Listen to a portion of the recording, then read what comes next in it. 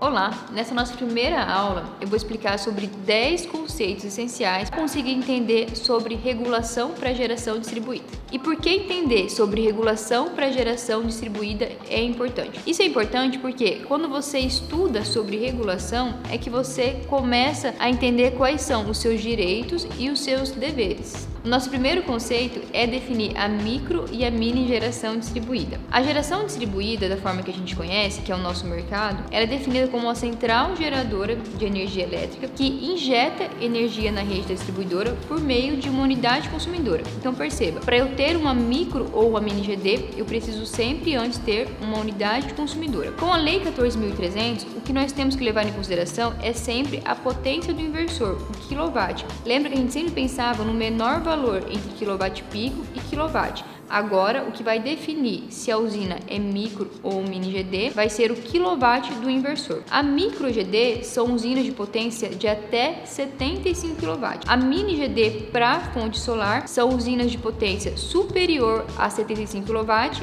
e até 3 MW. Então, esse foi o nosso primeiro conceito, entender o que é a micro e a mini GD. O nosso segundo conceito é o consumo instantâneo. Você pode falar em consumo instantâneo, consumo simultâneo, consumo direto com a rede da distribuidora. Esse consumo instantâneo vai ser sempre aquele consumo da carga no momento em que eu estou gerando energia. Então imagina só, você tem uma usina instalada na sua unidade consumidora, na sua casa, e no momento que essa usina está gerando energia, você tem alguma carga ligada. Essa carga, esse equipamento elétrico, ele está consumindo energia de forma simultânea com a geração de energia. Então esse é o nosso consumo instantâneo. Esse consumo instantâneo a gente não consegue enxergar ele. Por quê? Porque a distribuidora não mostra esse valor pra gente. Esse consumo instantâneo ela não enxerga, já que esse consumo é no mesmo momento que eu estou gerando energia. Nosso terceiro conceito é o de energia injetada. Imagine que a sua usina está gerando energia, parte dessa geração ela é consumida de forma instantânea, que é o nosso consumo instantâneo. O que não é consumido de forma instantânea, eu injeto na rede da distribuidora. Esse valor de energia injetada, eu consigo observar ele na fatura de energia. Então, quando a distribuidora ela fecha ali o seu ciclo de faturamento, ela faz a leitura dessa unidade consumidora, ela vai fazer a medição dessa energia injetada também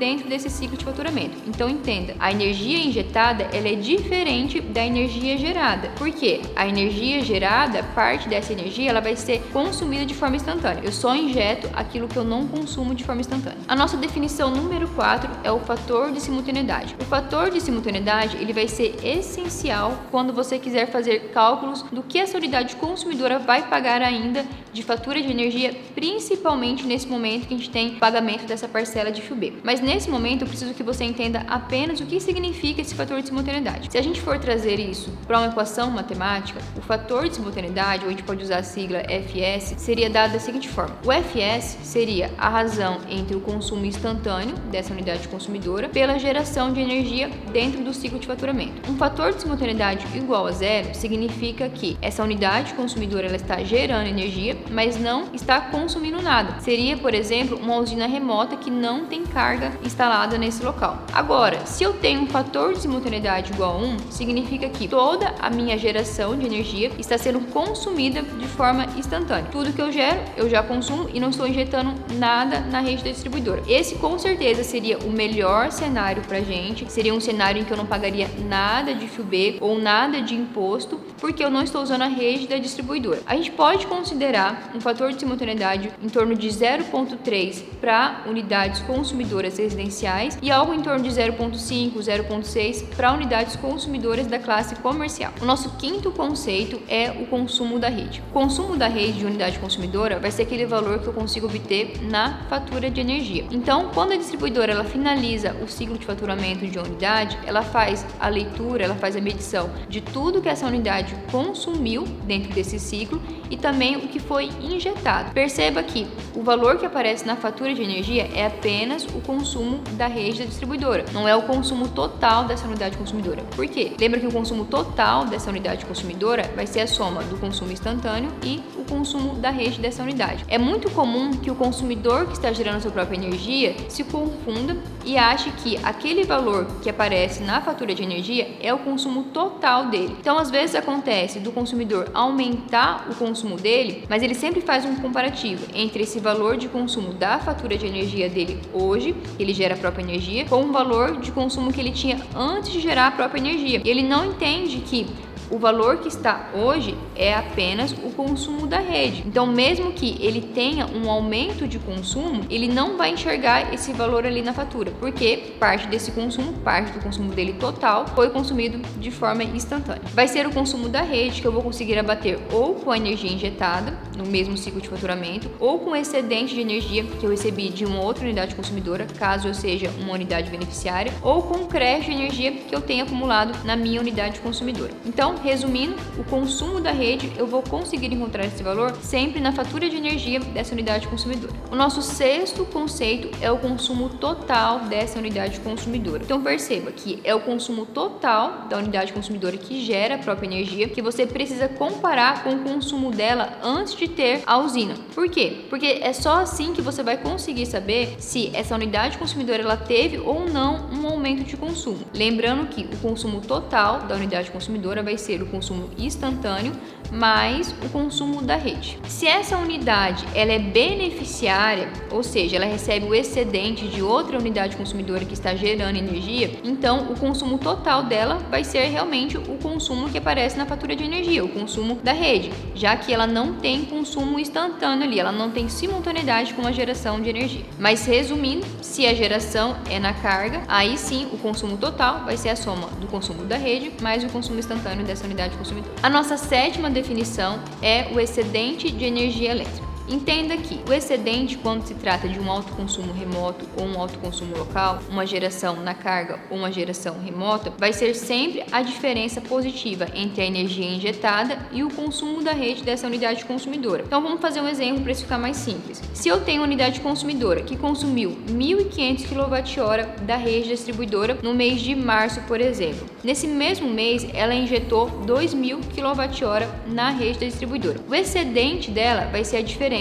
positiva entre 2.000 kWh e 1.500, ou seja, o excedente dessa unidade consumidora foi de 500 kWh. Esses 500 kWh, esse excedente, eu posso enviar para outra unidade consumidora, uma unidade beneficiária, ou ele pode virar crédito na própria unidade consumidora. Agora, se eu estou numa geração compartilhada ou no EMUC, eu posso apontar para a distribuidora que eu quero que toda a minha energia injetada seja o meu excedente, ou seja, eu não quero que a distribuidora use essa energia injetada para abater o meu consumo. Então, o excedente, no caso dessas duas modalidades de compensação, seria exatamente a minha energia injetada. Mas para a unidade consumidora de geração na carga e geração remota, o excedente vai ser sempre a diferença entre injetado e consumo da rede. Eu preciso sempre abater 100% o consumo da rede dentro desse ciclo de faturamento dessa unidade consumidora que está gerando sua própria energia. O nosso oitavo conceito é o de crédito de energia elétrica. O crédito de energia elétrica é todo aquele excedente que eu não utilizei dentro do ciclo de faturamento. Então, se eu tive um excedente de 500 kWh e eu não vou enviar esse excedente para outra unidade consumidora, isso vai virar crédito na minha unidade consumidora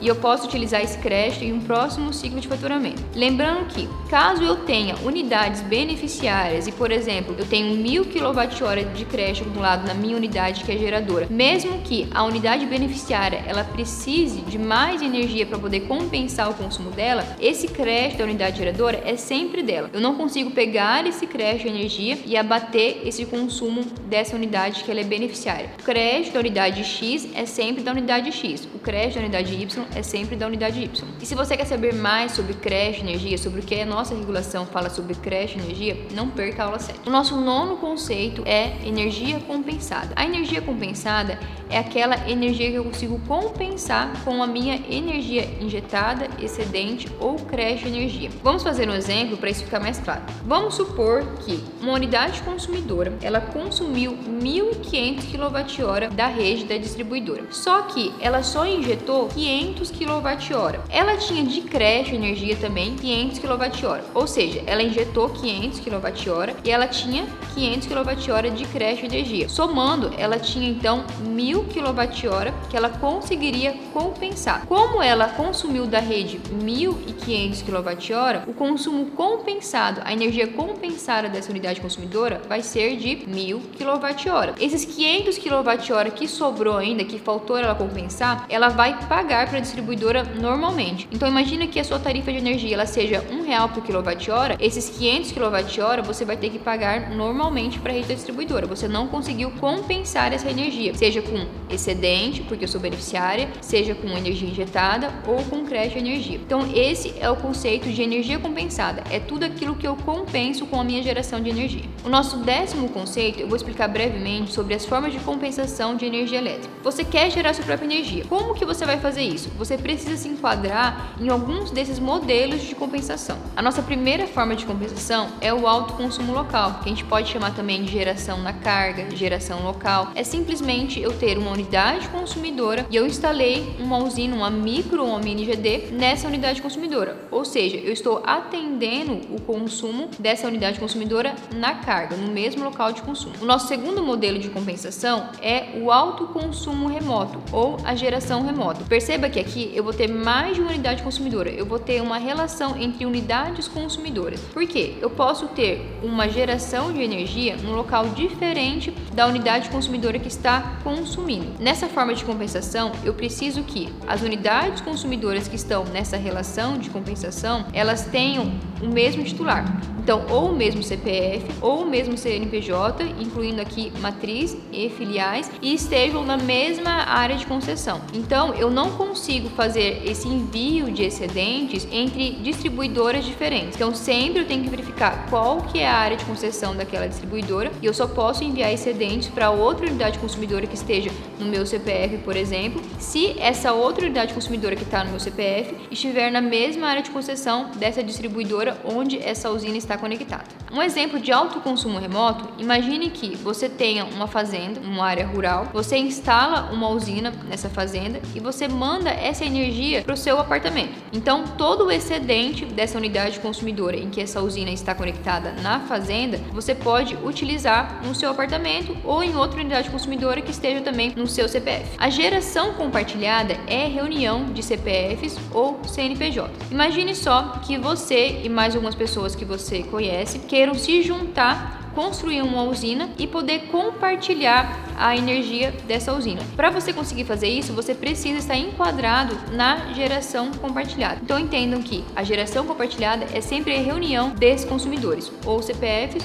ou CNPJs. O EMUC, que é o empreendimento de múltiplas unidades consumidoras, é a reunião de unidades consumidoras que estão na mesma propriedade. No EMUC, se eu quero me enquadrar nessa modalidade de compensação, eu preciso construir a usina nessa mesma propriedade ou em alguma propriedade contígua. Então entenda que se eu quero reunir todos esses consumidores de um prédio, por exemplo, mas eu não consigo gerar energia naquele local, eu posso sim pegar todas as unidades consumidoras, esses CPFs, e fazer uma geração compartilhada. Instalar essa usina em um outro local e mandar o excedente dessa usina para essas unidades consumidoras que estão no prédio. Perceba que se eu instalo a usina num local diferente da propriedade, aí eu já não tenho mais esse EMUC, seria uma geração compartilhada. E se eu tenho um prédio, esse prédio tem uma área de condomínio, eu quero gerar energia para abater o consumo dessa área do condomínio, eu vou instalar uma usina no estacionamento desse prédio. Se eu faço essa forma de compensação, eu teria então um alto consumo local. Então perceba aqui, não é porque eu estou num prédio é que eu estou enquadrado no EMUC. Eu posso sim utilizar um outro modelo de compensação. Se você ficou com alguma dúvida desses conceitos que eu apresentei aqui, deixe aqui nos comentários. Até mais!